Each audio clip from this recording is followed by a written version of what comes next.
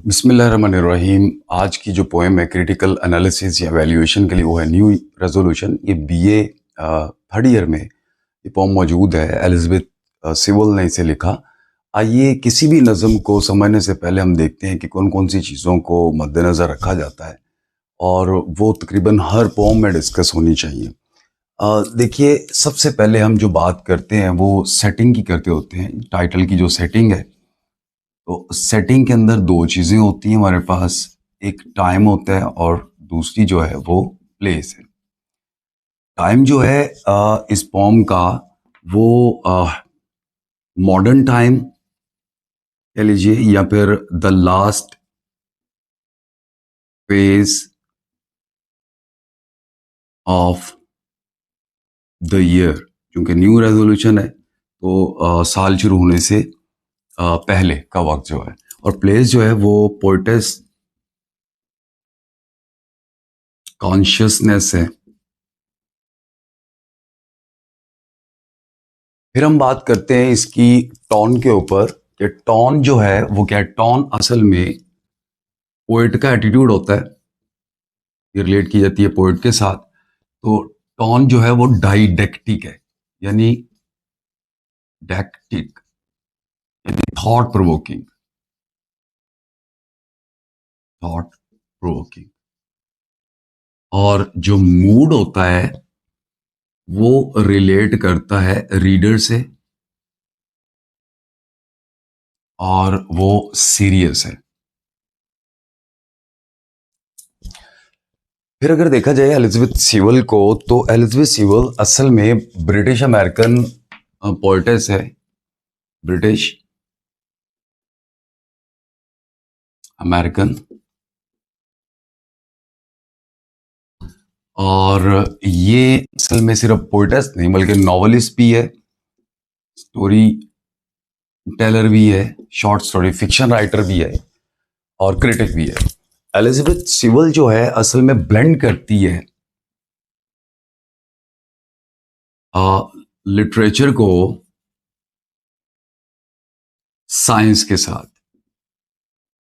तो ये इसकी एक सेपरेट, एक यूनिक क्वालिटी है। अब अगर बात करें इसके फॉर्म की, पोम के फॉर्म की, तो जो पोम का फॉर्म है वो लिरिकल फ्री वर्ड्स है।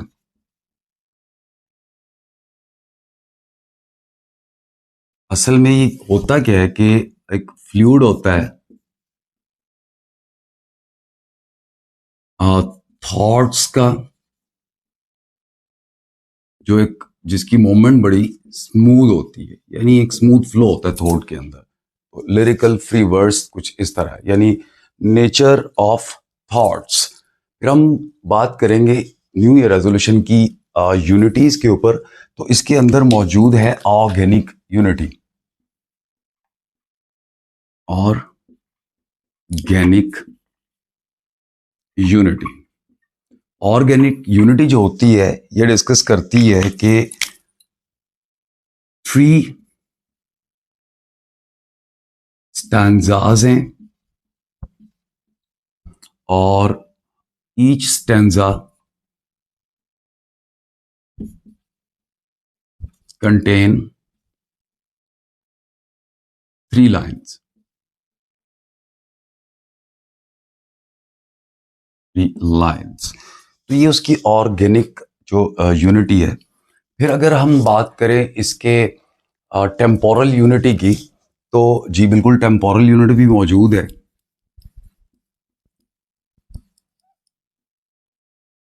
टेम्पोरल यूनिटी में सेम टेंस यूज होता है थ्रू आउट द पोएम।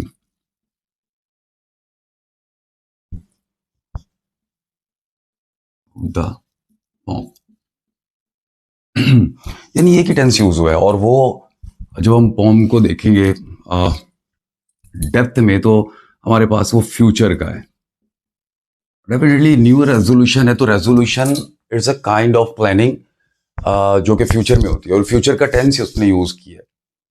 फिर इसके देखेंगे कि ये सेलेबिक, यानी ब्रैकी सेलिबिक,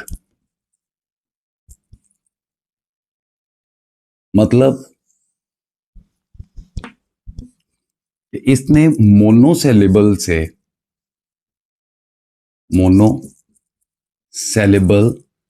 से ट्राई सेलेबल तक, यानी ट्राई सेलेबिक यूज किए हैं। ट्राई सेलेबिक यानी तीन, एक से तीन के दरमियान, मतलब कि या ऐसे लफ्ज यूज किए जो सिर्फ एक सेलेबिक है, या फिर ऐसे लफ्ज यूज किए जो कि एक लफ्ज तीन सेलेबिक पे है। और एक लफ्ज ऐसा है, यानी इसमें थोड़ा सा एक्सेप्शन भी है।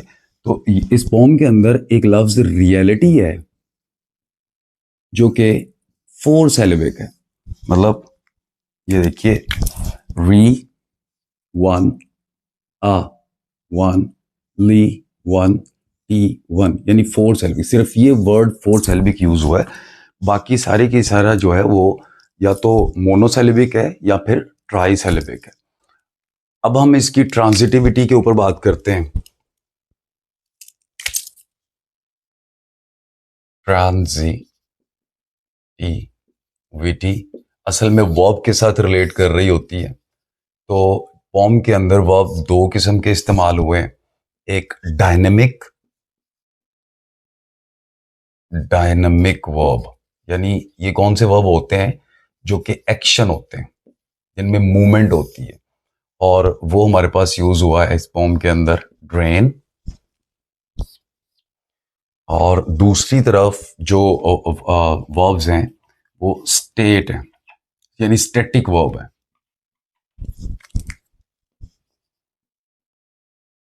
स्टैटिक वर्ब कौन से होते हैं, जो कि स्टेट होती है, state of being. State of being में हमारे पास वर्ब यूज हुए रिमेंबर, लाई या फिर कंफर्टेड। ओके, उसके बाद हम बात अगर करें टाइम की या टेंस की, सिंटैक्टिकल जो उसका टाइम फ्रेम है, तो वो हमारे पास मौजूद है फ्यूचर, और उसमें पैसिव को और एक्टिव को, बोथ वॉइसेस को उसने यूज किया है यहां पर। अब हम डिस्कस करेंगे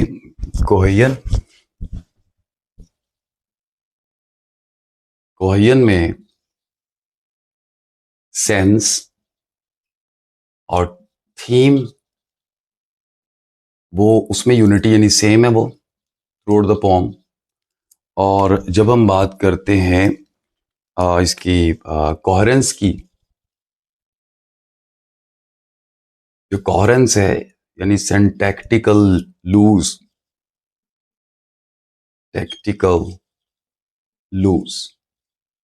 मतलब कि एक कंजंक्शन यूज हुआ है इसमें, कंजंक्शन एडिशन के लिए, यानी एंड का, इसको हम कह सकते हैं कोरिलेटिव कंजंक्शन एंड, वो यूज हुई है, और फिर उसके बाद पैसिव स्ट्रक्चर यूज हुआ है।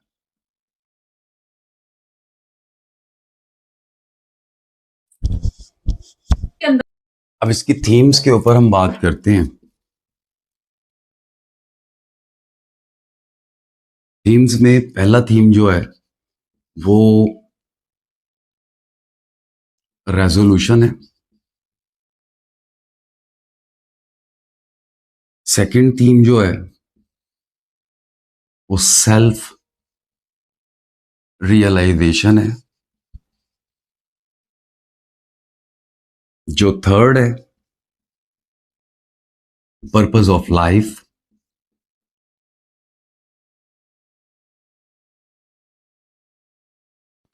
जो फोर्थ है,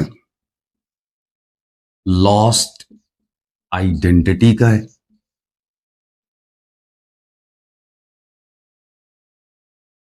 जो फिफ्थ थीम है इसमें,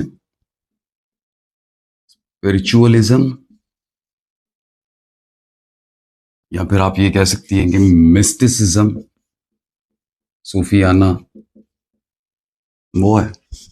जो 6 है वो हमारे पास साइलेंस है, इंपॉर्टेंस या सिग्निफिकेंस ऑफ साइलेंस।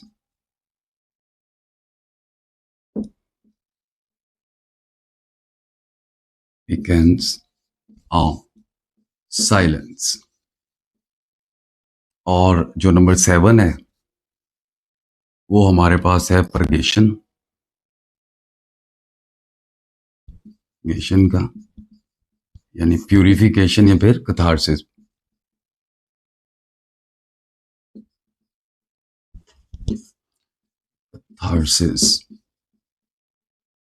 और जो लास्ट है वो हम प्रैग्मेटिज्म कह देंगे, यानी प्रैक्टिकल इंपेरिसिज्म।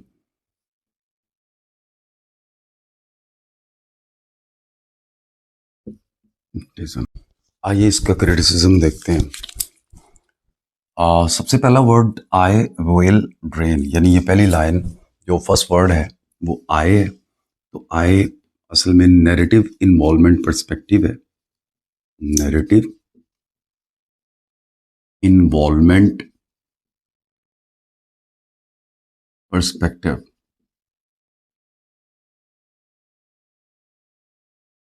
यानी आई जो है वो पर्सोना है। तो ये चीज शो करती है सब्जेक्टिविटी को, या फिर आप ये कह लीजिए पर्सनल टच या पर्सनल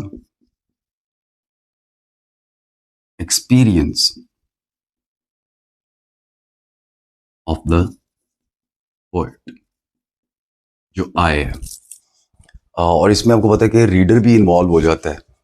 उसके बाद आई विल, नॉर्मली ग्रामर का रूल ये है कि आई और उसका प्लूरल वी, इसके साथ शेल यूज होता है। लेकिन अगर हम आई और वी के साथ यानी वाइस वर्सा विल हम लगा दें तो ये जो चीज है ये बन जाती है डिटर्मिनेशन।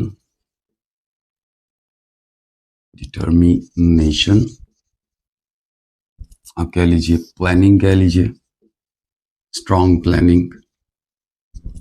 एक किस्म का जो इसके ऊपर स्ट्रेस है वो आ जाता है, इंटेंसिटी को शो कर रही है।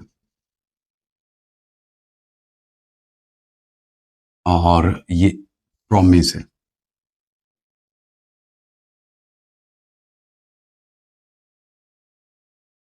तो आई विल ड्रेन,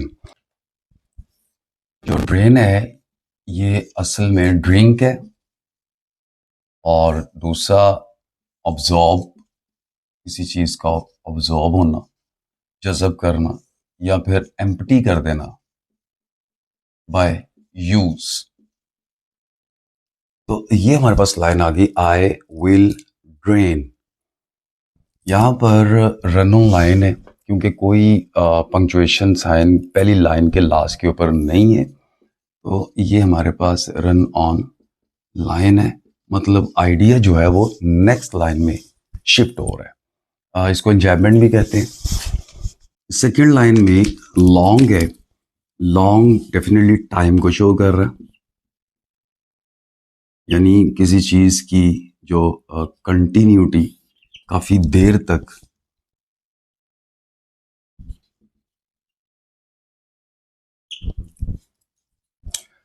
ड्रॉट्स दो कॉनोटेशन रख रहा है। नंबर 1 जो है ये गल्प है, जो साउंड है साउंड ऑफ ड्रिंकिंग, यानी घूंट, साउंड ऑफ ड्रिंकिंग। और दूसरा ये ड्रॉट पोशन को शो कर रहा है। पोशन जो है काइंड ऑफ पॉइजन कह सकते हो आप, ड्रग्स कह सकते हो, या फिर आप ये कह लीजिए कि ड्रग्स की मैजिक पावर जो किसी मरीज को क्या कर रही हो, क्योर कर रही हो किसी फ्रॉम इलनेस या किसी स्पेल से। तो गौर करें तो लॉन्ग ड्रॉट्स और क्वाइट, क्वाइट यहाँ पर साइलेंस है, यानी असल में वो गूढ़ किस चीज के पी रही है, लंबे लंबे क्वाइटनेस के। तो किसी भी रेजोल्यूशन के लिए हमें खामोश रहना पड़ता है। तो क्वाइट असल में यहाँ पर ये शो कर रहा है कि जो साइलेंस है वो बहुत ही सिग्निफिकेंट है, और जो साइलेंस है दूसरा जो उसका हम जो बात हम कह सकते हैं वो ये है कि साइलेंस जो है वो रूल कर रही है, असल में रूल अवर इन्वायरमेंट।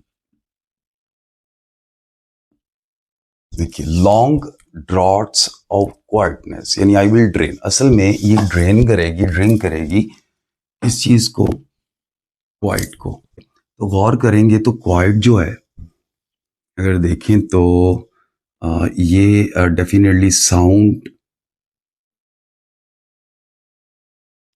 लेस चीज है, और ड्रॉट्स में अगर गल्प को देखें तो ये क्या आ गई, साउंड के साथ आ गई।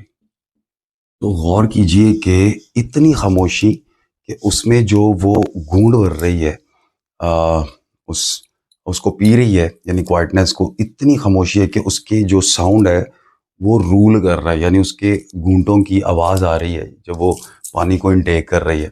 तो देखिए लॉन्ग ऑफ, तो ये अगर स्टाइलिस्टिकली देखा जाए तो ये एजोनेंस का इस्तेमाल है, ऑ का साउंड जो है एजोनेंस।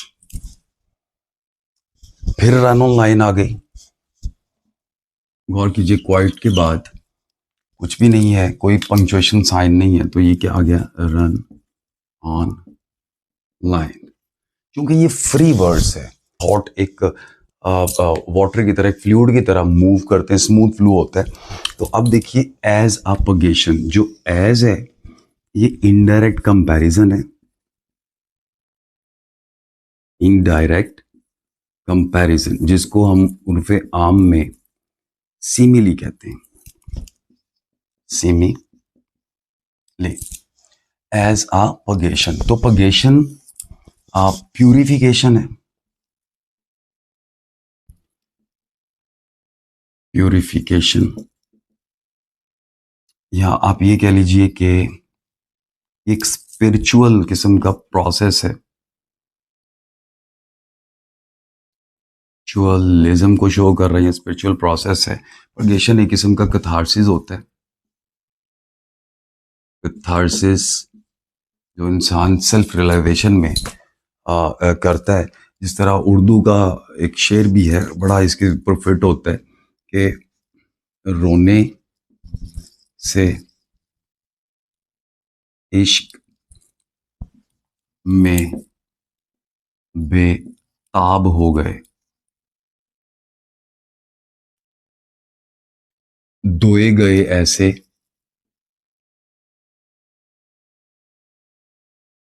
कि बस पाक हो गए,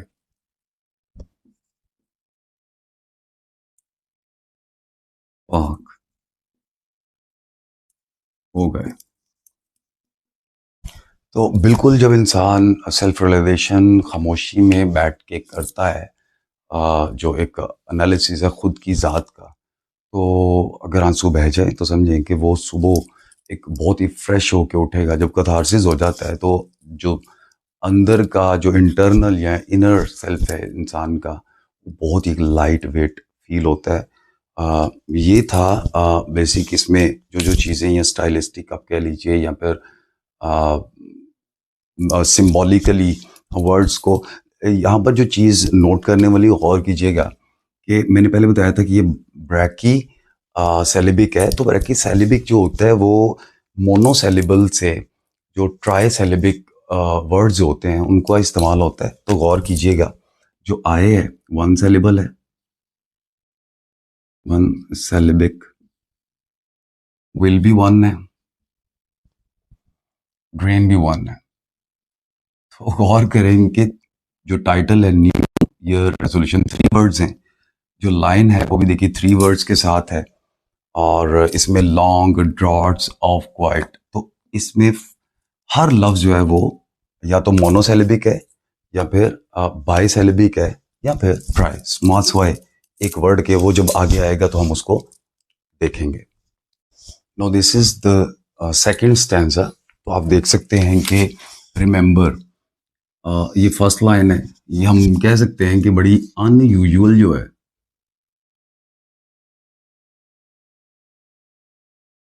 वन वर्ड पोएटिक लाइन, बहुत ही कम ऐसा होता है कि एक लफ्ज की पोएटिक लाइन हो। गौर कीजिए कि किस कदर डेप्थ अंदर रख रही है रिमेंबर। तो रिमेंबर यहाँ पर इम्पेरेटिव मूड है।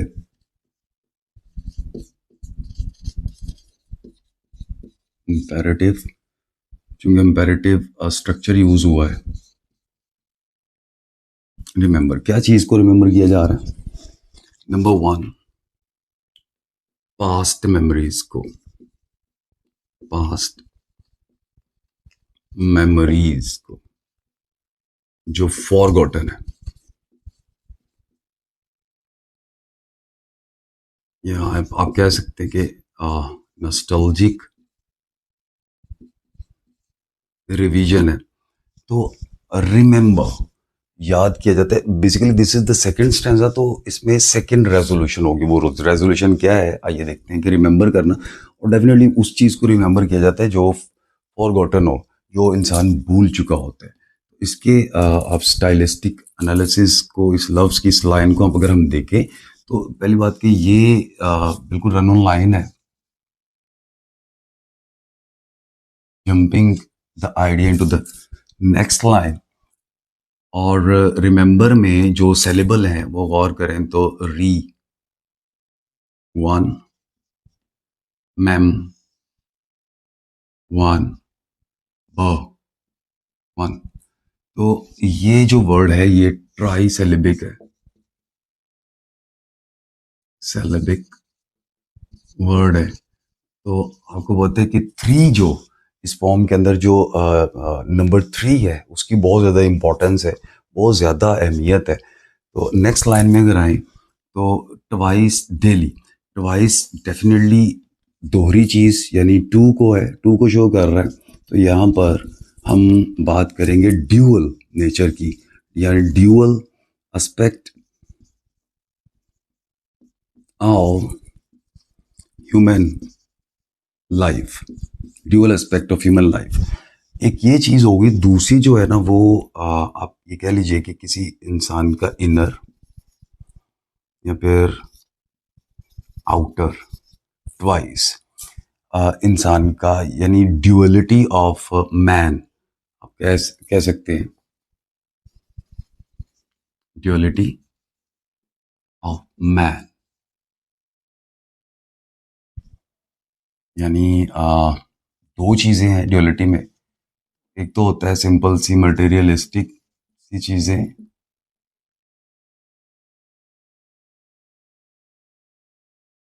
और स्पिरिचुअलिस्टिक जो एक ट्रेड्स हैं, वो चीज़ है। अब ट्वाइस डेली, यानी डेली वर्ड जो है वो रूटीन के लिए है, that is for routine work daily. तो ये भी तो असल में रन ऑन लाइन है, रन ऑन लाइन। उसके बाद गौर करेंगे तो ये देखिए कि रिमेंबर 1 वर्ड है, पहली लाइन एक लफ्ज है, सेकंड लाइन 2 वर्ड्स पे है, और थर्ड लाइन जो है वो 3 वर्ड्स पे है। तो स्ट्रक्चर किस कदर खूबसूरत है। तो हु आई एम, जो नेक्स्ट इसका जो थॉट है ये हु आई एम, यानी हु जो है that is WH family word, WH family word है,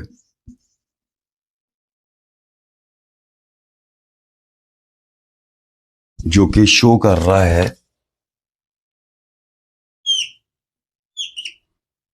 इंटेरोगेशन को या इन्वेस्टिगेशन को।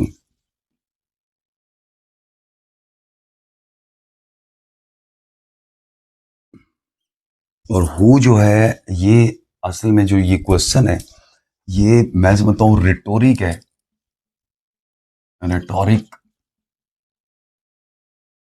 क्वेश्चन है, क्योंकि रिटोरिक क्वेश्चन ऐसे क्वेश्चंस होते हैं जिनका जवाब जरूरी नहीं होता और कॉमन सेंस की बात है वो पहले मौजूद पता होते हैं। जिस तरह क्या तुम इंसान हो, डेफिनेटली कि हम इंसान है, इसके जवाब की जरूरत नहीं है, अंडरस्टूड है। तो हु आई एम, ये जो हु आई एम है गौर करें तो फिर ये persona, narrative involvement, perspective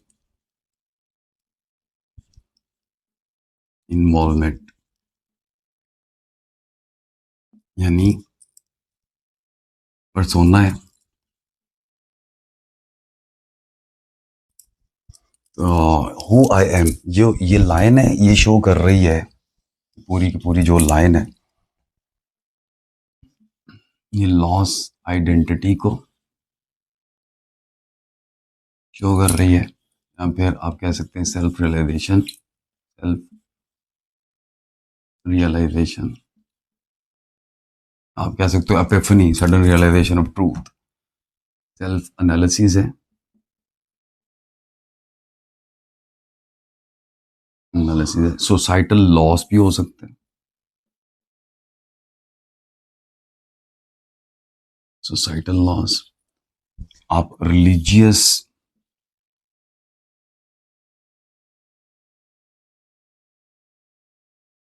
status को भी ये चीज शो कर रही है। यानी in short this line shows the purpose of life, purpose of life, who I am. तो ये खुद से ही क्वेश्चन है कि हु आई एम, मेरी वर्थ क्या है, मेरी पर्पस क्या है। तो डेफिनेटली ये शख्स वही कहता है जो भूल चुका हो। तो गौर करें किस कदर खूबसूरत सा ये स्टेंजा था। This is the third stanza, well. तो you see that last stanza की जो फर्स्ट लाइन है उसमें सब्जेक्ट जो है वो मिसिंग है, सब्जेक्ट इज मिसिंग। जो ये चीज़ है सब्जेक्ट मिसिंग, ये क्या चीज़ है कि वो इट मीन्स दैट कि खुद में भी नहीं रही, वो एनालिसिस सेल्फ रियलाइजेशन खुद को खो चुकी है। यानी दुनियावी एतबार से गौर कीजिए ज़रा कि या तो उसने अपने आप को जान लिया, अब वो दुनिया के सामने वैसी नहीं आ रही, अपीयर नहीं हो पा रही या नहीं हो रही। विल जो है ये शो कर रहा है डिटर्मिनेशन को, जिस तरह पहले मैंने बताया था, डिटर्मिनेशन और कमिटमेंट को। यानी विल का वर्ड जो है, और लाए असल में एक्सेप्ट करना है,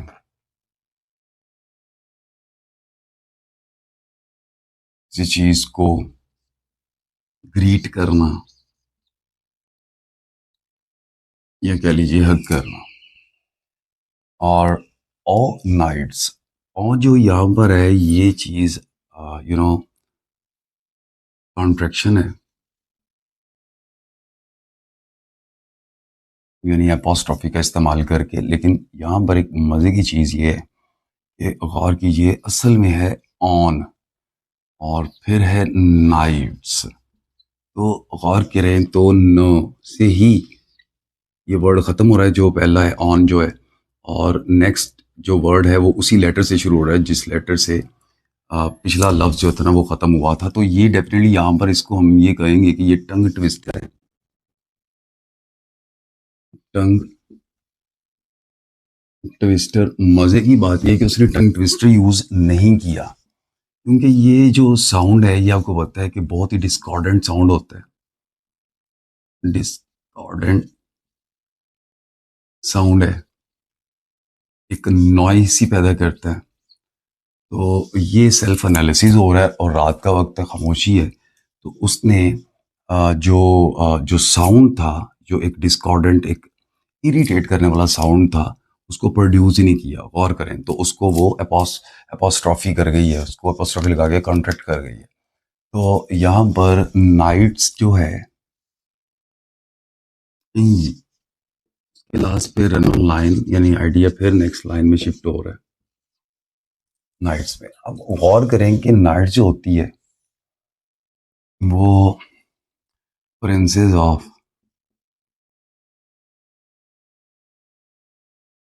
ऑफ डे है। ज्यादातर लोग सेल्फ एनालिसिस जो है वो रात के वक्त ही करते हैं। This the best time. Best time क्यों होता है? क्योंकि साइलेंस जो है वो रूल कर रही होती है। खामोशी बिल्कुल रूल कर रही होती है यहाँ। तो गौर करें, will lie o nights in the bony arms. अब बॉनी जो है बॉन से है, और जो बॉन होता है वो आपको पता है कि हार्ड होती हैं। हार्ड, और हार्ड जो है ये हार्डशिप को शो कर रहा है। मैंने इसको राइट से लेफ्ट की तरफ लेके आऊं तो arms, bony arms, very bitter